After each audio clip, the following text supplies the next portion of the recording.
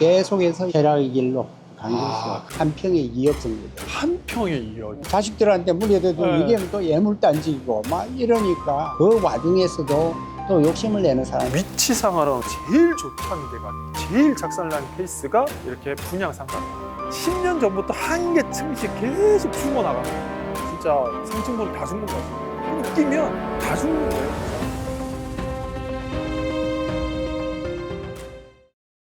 네, 안녕하세요. 부동산 전문가 파이팅 팔건입니다. 패션의 메카인 동대문 앞에 나와 있습니다. 이곳이 대한민국 패션의 중심이라고 하는 곳인데 어마어마한 공실 문제로 어려움을 겪고 있다고 해서 그 현장을 한번 둘러보고 그 원인과 솔루션까지 내보려고 합니다. 여기서 고개를 딱 돌리면 바로 왼쪽에 있는 건물인데 지금 오른쪽 편에 간판이 달려 있어야 하는 자리임에도 불구하고 간판이 하나도 없는 거 보이십니까? 간판이 하나도 없고 지금 이렇게 유동인구가 많음에도 불구하고 건물로 들어가는 인원이 거의 없습니다. 인포메이션을 봐도 인포메이션에 이렇게 뜯겨져 있어요. 인포메이션이. 대한민국의 중심 동대문 역세권을 끼고 있는 건물이 현재 거의 방치되다시피 되어 있는데요. 내부를 한번 들어가 볼 수 있도록 하겠습니다. 지금 안에는 일부 가게가 운영 중에 있는데 지금 여기 보면 엘리베이터가 들어갈 수 없게 되어 있습니다.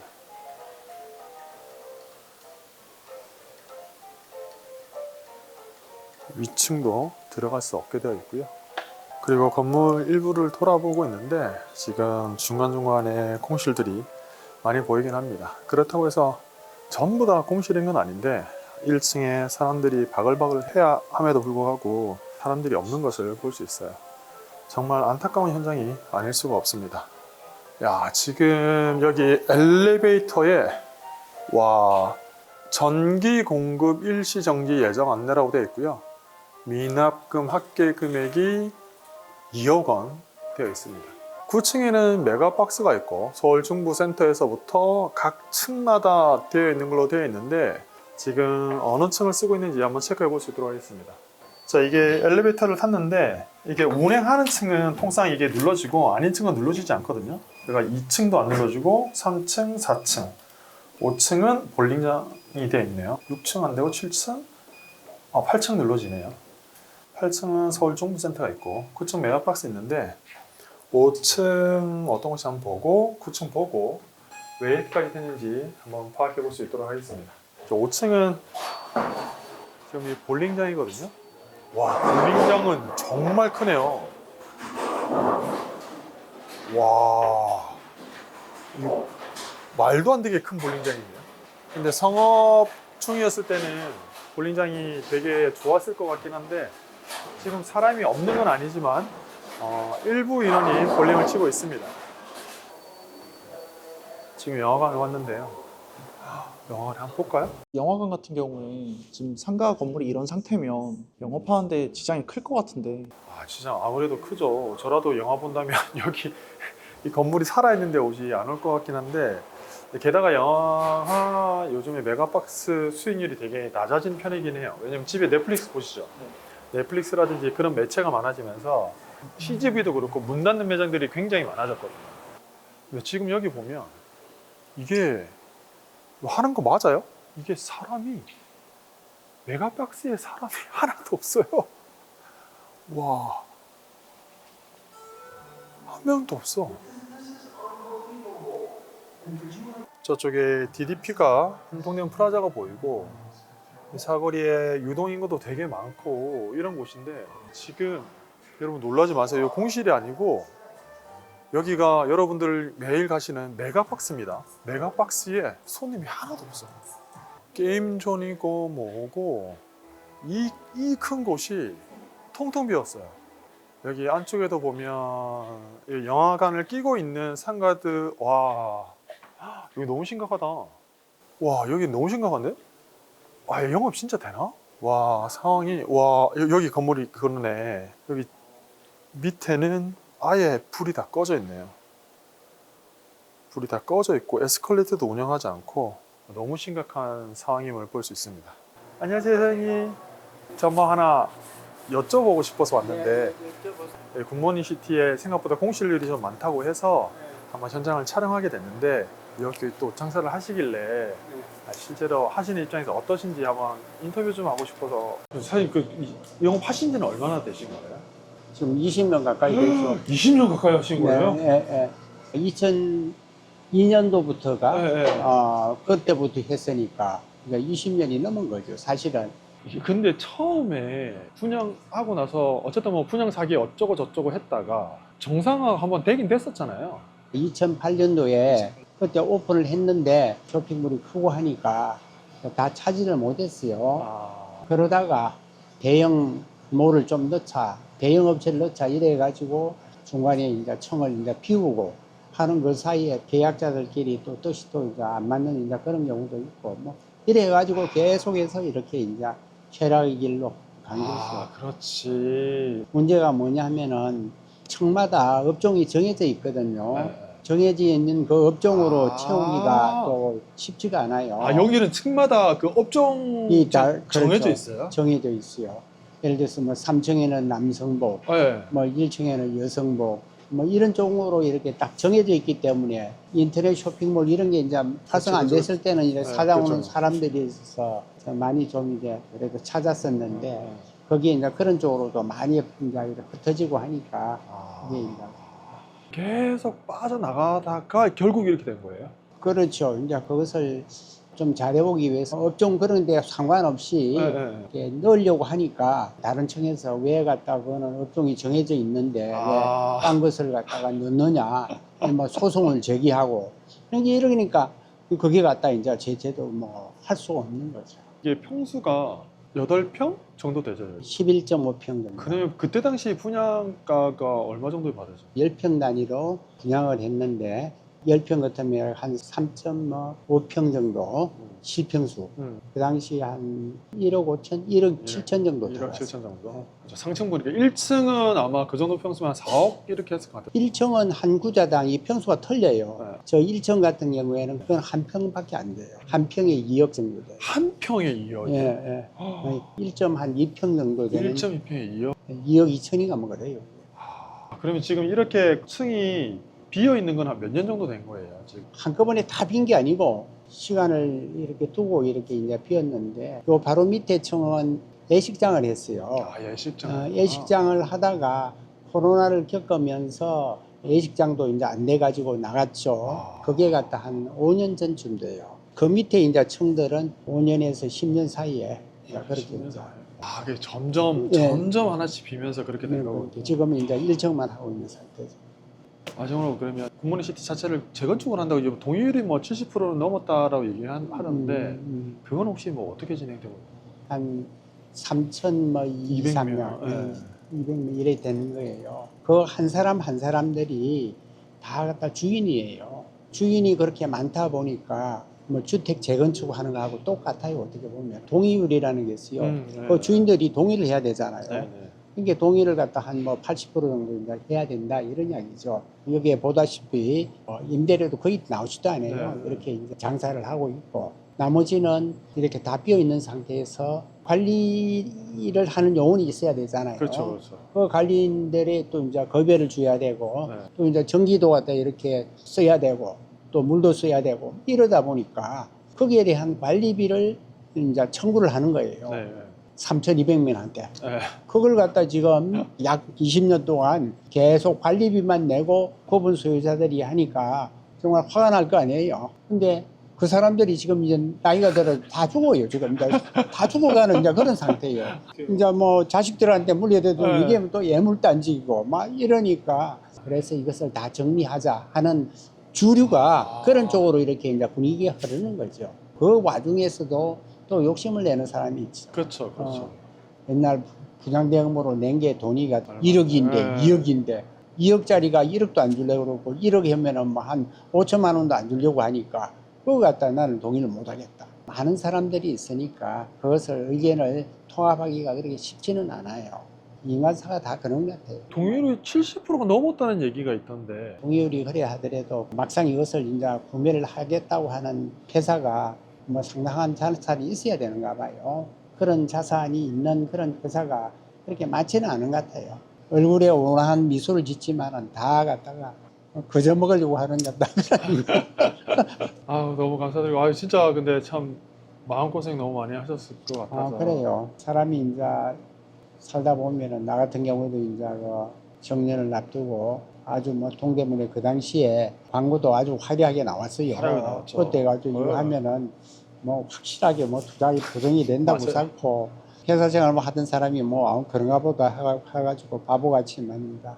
그것도 이제 이 현재 내가 이걸 하고 있는데 유지를 하기 위해서 알바서 해서는 갖다 유지가 안 돼요. 그래서 내가 갖다 이제 아침에 와가지고 문 열고 밤 갔다가 늦게 퇴근하고 이런 생활을 지금 그렇게 이제 계속 하고 있는 거예요.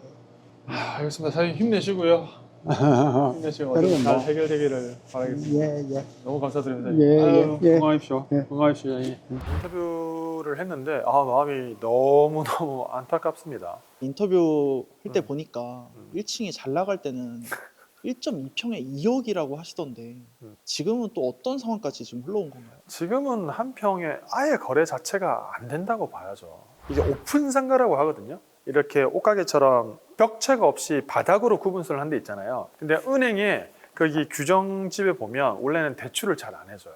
왜 안 해주냐면 이렇게 굿모닝 시티처럼 이게 오픈 상가 같은 경우에는 이렇게 집합 상가에 많이 하게 되고, 집합 상가는 문제가 옆에 큰 상가가 딱 들어오면 상권이 그냥 옮겨가는 현상이 팍 발생을 해요. 그럼 공실이 딱 많아지죠. 그러면 일반 상가처럼 내가 채울 수가 없지. 그러면 만약에 이거를 가지고 있는 사람이 임대를 못 내게 되면 경매로 날아가게 되고, 경매로 날아간다고 했을 때 PD님도 봐서 알겠지만 낙찰 받을 수 있겠어요? 못 받을 것 같아요. 못 받을 것 같잖아요. 그래서 원래 대출을 잘 안 해줘요. 그런 문제들이 있기 때문에 오픈 상가를 굉장히 조심해야 되는데, 제가 이거 보면서도 굉장히 안타까웠던 거 하나는 이런 상가를 분양 받으시는 분들이 서민들이 많아요. 아까 저분도 나 직장 다녔는데 월세 받으면서 좀 안정된 노후를 하고 싶다고 해서 소액으로 접근하기 딱 좋단 말이에요. 그런데 이거를 정말 조심해야 돼. 여기는 도대체 왜 이렇게까지 됐느냐? 각 층마다의 업종 제한이 있다 보니 내가 업종 변경을 하려고 해도 서로 간의 이권관계로 서로 뭐 같이 그냥 물에 빠져드는 거지. 그런 효과로 들어가게 되지만 우리가 그걸 알아야 돼요. 지분권은 권한이 몇 가지가 있거든. 이 건물을 사용 수익할 때는 지분권자의 반 이상이면 사용 수익을 마음대로 할 수가 있어요. 다 동의가 있어야 되거든. 그래야 쓸 수 있는 건데, 그 동의를 이 건물에, 지금 이 건물의 소유자가 몇 명? 3,200명. 3,200명이 되면 그 속에서 이권관계가 있기 때문에 용도 변경을 빨리빨리 시대에 맞게 못해요. 못하는데, 지금 여기 같은 곳 또는 지금 지방에 있는 백화점이 무너지고 있다는 얘기도 많이 들었을 거예요. 집합 상가들이 많이 무너지는데 그 이유는 뭐냐면 최근에 이제 옷에 대한 트렌드가 바뀌었어. 제조, 유통, 판매를 한 라인으로 하면서 퀄리티는 높이되 단가를 확 낮출 수가 있어. 그리고 지금 인터넷 쇼핑도 많이 하게 되고 SNS가 많이 발달하다 보니까 오프라인 매장이 더 죽게 돼요. 그러면 그들이 그에 맞게 발맞춰서 매장을 대형 매장으로, 건물 소유자들은 바꾸면 되는데 임대를 줄 게 아니고 두타몰이라든지 이런 데들은 바뀔 수가 있는 거야. 그 변화에 맞춰 살아갈 수 있는데, 여기 지금 동대문에서 위치상으로는 제일 좋다는 데가, 제일 작살난 케이스가 이렇게 분양 상가다. 안에서도 간단히 얘기 드렸지만 나와서 현장을 나와서 보면 현대 아울렛이라든지 지금 두산타워 보면 느낌이 다르죠. 내부 상태를 보면 느낌이 완전 다르단 말이에요. 이거는 경험해 보지 않으면 잘 모르는 거예요. 이게 처음에 분양할 때 계좌가 없어서 못 살 정도였어요. 왜냐면 그때 생각해 보면 저도 제가 대학생 때 우리 시골, 저 경남 사천 출신란 말이에요. 시골에서도 버스 타고 와서 밀레오를 왔었어. 그만큼 핫했으니까. 그때는 뭐 여기 상가를 가지고 있는다는 것 자체가 권리금도 있었어요. 저 작은 1층에 권리금이 막 5천만 원 1억까지 했었거든요. 근데 그랬는데 그게 이렇게 시대가 변하면서 임지가 솔직히 밀레오 와서 누가 옷 사? 다 인터넷 쇼핑하고 다 백화점 쇼핑 가지. 그렇게 상권이 변한다는 걸 잘 모른다는 거지. 지금 봤던 이 물건지에서 바로 오른쪽으로 보면 DDP라는 곳입니다. 동대문 디자인 플라자로서 중구의 전시장 및 쇼핑몰을 쓰는 건데요. 영국의 건축가 자하드 하디드가 설계를 했대요. 건물을 보면 야, 마치 외계인이 지은 것 같지 않아요? 이거는 진짜 뭐 우주선이 와 있는 듯한 느낌이거든요. 와, 지금 DDP 건물도 보고 나왔는데 이게 PD님 이게 길 하나를 두고 같은 공간이라는 게 믿겨져요? 저는 생각보다 느낌이 좋아서 깜짝 놀랐는데 확실하게 이게 소유권이 하나에게 있고 시대에 맞춰서 변화할 수 있는 곳은 살아남는 것 같긴 해요. 그래서 우리나라에서 되게 유명한 곳은 대구 서문시장. 서문시장도 대구에서 가장 크고 가장 오래된 시장인데 살아남아야 되잖아요. 그래서 야시장도 운영을 하고 문화 행사도 개최도 하고 온라인 마케팅이라든지 지역 축제 등을 연계해서 시장도 변화에 맞춰서 살아가고 있거든요. 근데 거기도 보면 시장도 소유권자가 굉장히 많긴 해. 하지만 거기는 국가 주도하에 다 같이 살아야겠다는 뜻이 맞춰지면서 변화에 성공한 거고, 또 하나 부산에 되게 유명한 시장이 또 하나 있어요. 부산 어디? 국제시장. 그렇지.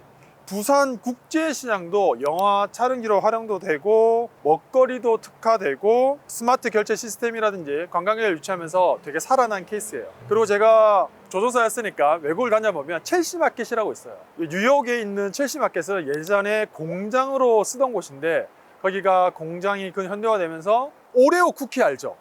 오레오 쿠키의 시초가 첼시 마켓이야. 근데 거기 지금 딱 가면 안에 카페 있고 시장이지만 현대화되어 있고 사람들 정말 바글바글 하거든요. 거기도 공장이었지만 변화에 맞춰서 현대화 맞춰 바꾼 케이스인 거예요. 지금 저기 뒤에 보이는 맥스타일이라는 아주 큰 대형 건물이 있습니다. 밀레어르가 제일 처음에는 소매를 위주로 만들어졌고 그때 분양이 성공적으로 되고 나서 두산타워 같은 경우는 도매상을 대상으로 해서 만들어진 건물이에요. 근데 두산타워는 어쨌든 소유권이 하나의 객체로 되어 있다 보니까 변화에 살아남은 거고, 저기 맥스타일 역시도 분양을 했는데 저기는 도매상을 위주로 한 거예요. 두타가 잘 되다 보니까 우리도 해야겠다 싶어 했는데 저기도 현재 공실이 어마어마하게 많습니다.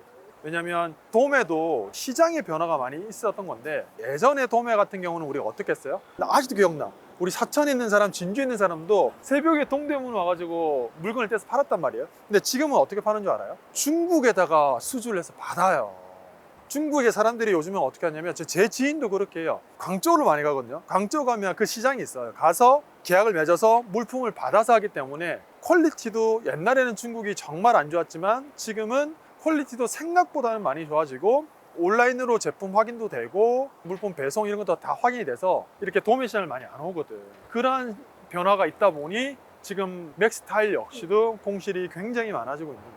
근데 여기도 문제는 뭐다? 소유권자가 너무 많아서 변화에 잘 대응을 못하고 있다. 굿모닝시티 같은 경우에는 전기 공급이 중단된다라는 안내문이 붙어 있던데 이런 문제들의 해결 양상이 좀 보일까요? 와, 솔직히 개인적으로는 우리 깨진 유리창의 법칙이라고 알아요? 한번 깨지고 나면 그냥 지나가면서 계속 깨고 싶어 하는 거거든. 10년 전부터 한 개 층씩 계속 죽어 나간 거잖아. 그래서 지금 이 굿모닝시티가 몇 년 전에도 단전 문제가 있었다가 소유자들에게 돈을 모아서 풀었어요.